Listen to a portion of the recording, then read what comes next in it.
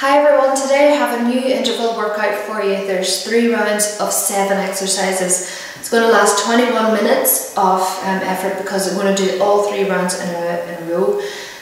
Sometimes I'll do like a bridging combination between rounds and sort of change the pace and stuff. Today I'm not doing that, but I am including some accessory exercises, but I'm going to do that at the end. I'm going to focus on core and some band rotations. So I'm going to do the main body of the workout first so I can get that high intensity and then change the pace and sort of do more specific work at the very end.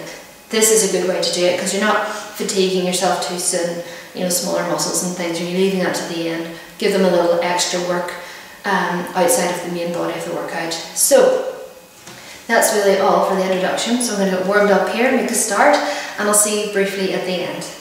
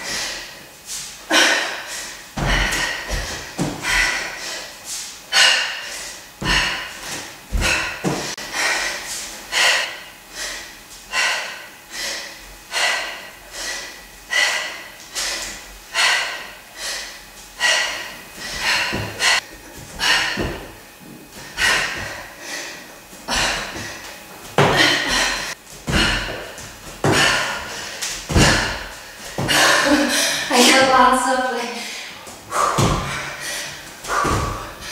floating and floating. Oh, yeah. Oh.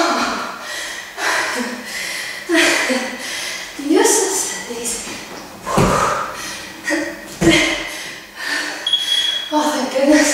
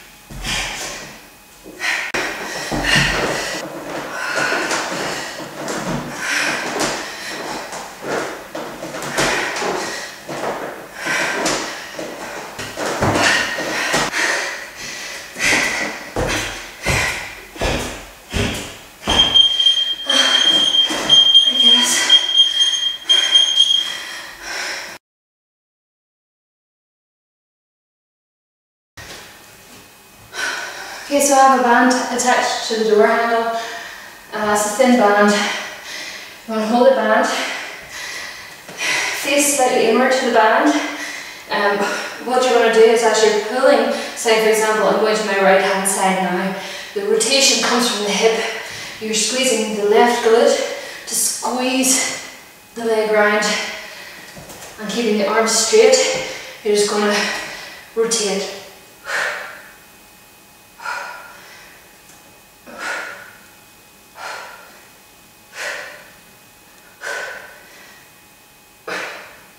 You will feel this in the core, but mostly the upper glute here at the top. And then whenever you're changing direction, again, you're going to face slightly inward, split stance, arms straight, and then rotate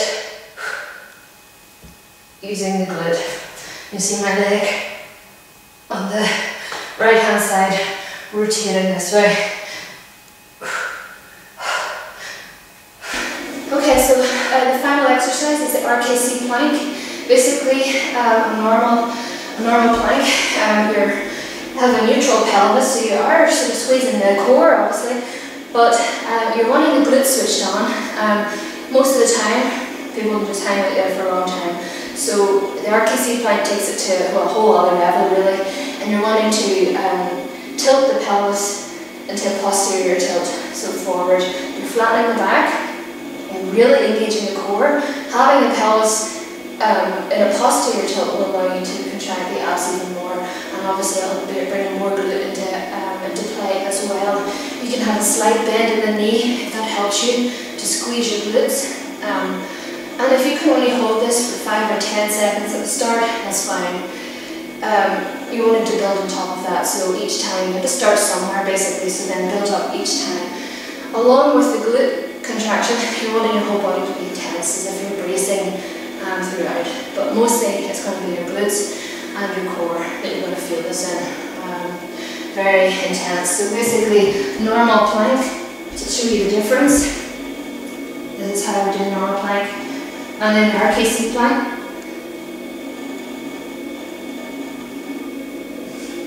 And then tensing even through my lats. Breathing, of course, in a shallow manner. And I can hold that for quite a long time because I've been doing them. But if you haven't done any glute work, I mean, this is going to really improve. Anytime you tilt the pelvis this way, you're switching your glutes off. Anytime you force yourself to push your hips around and through, tilting the pelvis this way, you're going to use far more glute, and this is what this helps, this RKC plank. So do a set of the rotations on each side, and then move on to a plank, hold as long as you can with good form, and then go back to another set of each.